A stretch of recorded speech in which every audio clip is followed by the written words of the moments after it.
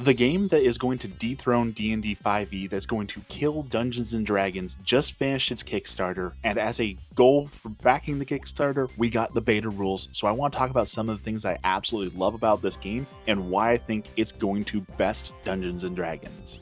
Now obviously the rulebook is large, so I'm not going to go through everything, so I'm just going to highlight a few of the things that I think are absolutely the best features of this game, and why they're so good. To start with, we have the attributes. You have 4 standard attributes: might, agility, charisma, intelligence. Nothing special there. Every game has some play on this, right? It's fairly basic, nothing really special there, but there is one thing worth talking about here, and that is the prime modifier. This is your highest stat and is typically associated with attack checks, spell checks, save DCs, awareness checks, and check out the DC tip. Just because the barbarian in the group has a high charisma instead of might doesn't mean he's worse at swinging a sword because of it. This opens up so many capabilities to make your characters how you want to make them and make them set apart. Do you want to be an intelligence-based barbarian? You're not just raw, rage, smash stuff, but rather you're a intelligent, cunning leader of a barbarian tribe? You can do that. Do you want to be a muscle-based wizard who is dealing in strength rather than intelligence? You can do that. Or what if you want your bard to be based on strength instead of charisma? So instead of just being this charming musician, you could be like someone from a circus who does acts of strength to entertain. The limits don't exist for this, and that's what's so exciting about it, is truly having options to make your characters how you want to make them without suffering huge consequences for it. There's dynamic attacks, so as you can see here, instead of just I attack, I miss, well, my spell missed, I wasted my turn, sorry. Now you have options. Maybe the attack hits but the save fails, or the attack misses and the save hits. It's not huge, but it's just these little things that they've added that really improves the game, and why I think it's going to take down D&D. There's just a lot of little things that add up to so much of a better game. You have a lot more options on your turn, and as a part of that, you can do multiple actions of the same type if you want to. You can see here that you will suffer penalties for that, but if you want to attack 4 times, just attack, attack, attack, attack, you can. You can also cast multiple spells if you want to, but the interesting thing comes from the reactions rather than the actions. You've got your standard opportunity attack, so I won't talk much about that, but the spell duel is like the most exciting thing of these reactions. Check it out. So when an enemy casts a spell, you can shout out spell duel and literally use one of your spells to try and fizzle out their spell or counter it in some way. And you can do this multiple times on your turn, and what this creates is not only interesting gameplay for using your spells in different ways, but also the ability to be a true pacifist. If you want to play a character who never actually attacked someone, never dealt damage, but instead spent your entire time counterspelling or fizzling out, grappling, and stopping other people, you could be a true pacifist without endangering your party or hindering them. Now, some people claim you can do this in D&D, and I'll be honest, in the 20 plus years that I've played Dungeons & Dragons or some form of D&D, I've literally never seen a pacifist character work, because either they have to break that pacifism, which can be interesting, but then you're not a pacifist anymore, or you spend your turns casting enhancement spells, and yeah, you got 1 or 2 that, help your team, but at a certain point, you can't do anything, and you're just a waste of space.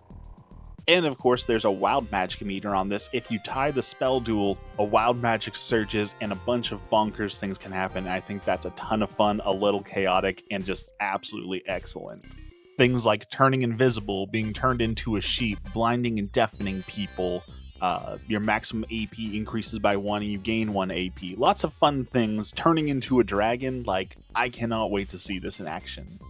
Another thing that I can't wait to see is the degrees of success and failure. Essentially, if you succeed by more than 5, more than 10, whatever it may be for that particular circumstance, you get a bonus on top of that.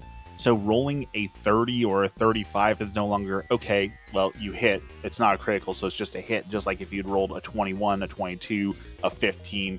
That's not exciting. This gives you excitement for building your characters to over-succeed at things.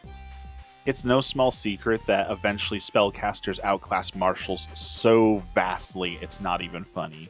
So they added a bunch of little maneuvers that can be done that give you little things like bleeding, exposure, knocking people prone, little things that give you a little bit more options of what to do with your martial characters so you feel a little bit more powerful and you have a little bit more flair and flavor than you would without it, right? You can focus on making enemies bleed because you're a gladiator who likes that for like the entertainment value of being bloodlust and making people bleed out, or you can be a tactician who's knocking people prone to give other people advantage on their attacks. Like there's a little flavor in there that makes you a little bit more powerful, but tells a better story with your character. Back to spell casting really fast. Combo spell casting, being able to team up with an ally if you know the same spell and you're both casting the same spell at the same time, you can make it even more powerful and break your limits. That's super cool. Let's talk about combat, because I know a lot of people love combat, and for many people it is the pillar, so they've made combat so much better. One, as you can see here with initiative, you no longer have the problem where it's like, okay, the whole party goes first and the monster dies without doing anything, or vice versa, the monster's got a higher initiative, so they're going to go first and wipe you out before you can do anything. That is absolutely an incredible idea. I love it. And as I talked about earlier, you can do a lot more things on your turn, and you have a lot more reactions to spend and do that make it interesting for what you want to do on your turn, rather than, okay, I attack, I miss, I attack, I hit, that's it, next turn, and then wait 5 minutes for your turn again. But this right here on the screen, simultaneous initiative, might be the most game-breaking and wonderful thing in the game. Look at the example. The Barbarian and Fighter are going at the same time. They both spend 1 AP to charge in together. The Fighter trips the enemy target prone. The Barbarian then gets advantage on his attack against that enemy. They slay the prone enemy and charge off again together with the remaining action points. After their turn, the next 2 enemies go together in the same way. Now you can already do this partially with Dungeons & Dragons. Like, I don't want to appear overly biased or anything. I understand, like, if the Barbarian and the Fighter have turns one right after another, it essentially looks the same. You know, the Fighter will charge in, do a knockback attack or knockdown to knock them prone, and then the Barbarian can charge in and get the attack and get advantage on it. That's already possible.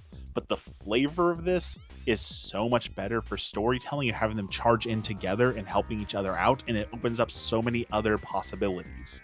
And you can willingly choose to do this, so you can create combo characters who always do this together, that they're so used to fighting with each other, they always take their turn at the same time. That way, if you create this concept, but then your initiatives are way off, it doesn't wreck it, right? It's no fun if you create a character who's supposed to combo with another character, they go first, and you're at the very end of the round, and other people have gone in between you. It kind of messes up that storytelling, that flair, that fun of it. So this is great for storytelling. I think there's going to be some super powerful combos that'll come out of it. There's just nothing bad I can say about this idea. They also spiced up combat with collision damage, and they've made each weapon a little bit more interesting, a little bit different. Now, again, in the interest of not looking biased, D&D does have both of these things if you're doing homebrews, if you're grabbing other people's stuff. But my point is that base D&D doesn't really have anything to address these issues, so this is just better overall because you don't need to homebrew it, you don't need to hack it. Now, D&D 2024 is coming out soon, and they did do an overhaul of weapons, so this point might not be as valid once we see what that overhaul fully looks like, but it does go to show that it is a good idea. Right now, the only difference between weapons and D&D really is, okay, maybe a little bit of reach here, or, you know, maybe it's one-handed. They're very uninteresting. A lot of the weapons function the same. That's not the case here. Now, here's the big one that I wanted to talk about, ancestry. This is your race. This is what you're playing as called ancestry. And this is by far the most stunning system I have seen for this that allows you to really create your character how you see your character. In D&D, the way it is now, if you have 2 characters who are dwarves, they're going to be mostly similar. Sure, they might have some different personalities, some different backstories, but mechanically they're going to be very similar, or they might choose, like a sub-race that gives them a small change here or there. That's not interesting. That's not fun. It doesn't do a good job of explaining how a character is, right? You might be a great adventurer, but that's not just because you're an elf, right? It might be accumulation of your experiences that brought you there. You're more than just what you were born as. You're more than just the races you are. I know D&D 2024, again, is going to be moving away from that, but here it is, the best possible system. Let's build a character really fast. So let's say I do want to be an elf. So my character is an elf, full-blooded elf. So I'm going to grab Peerless Sight and Climb Speed. They climb better because they're an elf, and they have better eyesight because they're an elf. Those are just inherent traits that I want my elf to have. I also want him to have a little bit less might and be a little bit more frail than the other races because of that elfiness. But I want him to be raised by dwarves, therefore he has an iron stomach because of it, and he has some dwarven traits such as a deep knowledge and appreciation of earth, as well as trade expertise, especially in gems and things of that nature, maybe crafting. And then maybe add some glide speed. And it doesn't have to be wings like it says here, perhaps it's just because he's such a graceful, wonderful elf that to other people it appears as if he's gliding through the air when he falls rather than falling ungracefully. Or you could say that maybe he's got a touch of angel in him, or a divine gift, or something of that nature that allows him to have this trait that other races or other people of his race don't have. Which is a good time to bring up the ancestry magic items, which allows you to take ancestral traits and put them into something like a magic ring so that you can have that trait without having that trait. If you want to be a human who can breathe fire but you don't want to be part dragonborn, boom, magic ring. If you want to be an elf who has graceful gliding but you don't want wings, boom, magic ring, inherent trait of the people. That is wonderful, but we're not even done yet. I still have one more point, and I want to say because my character spent so much time underground where there's a lot of spiders, like the drow, they learned how to spider climb from the beasts, like a beastman ability, that they can climb through webs because they're so akin and attuned to the spiders that they were raised around. I have an elf right here, right now, that we just made that nobody else has, that's not similar to any other character, and you could make millions of combinations with this. It is so much better than any character you could possibly create using D&D's base system.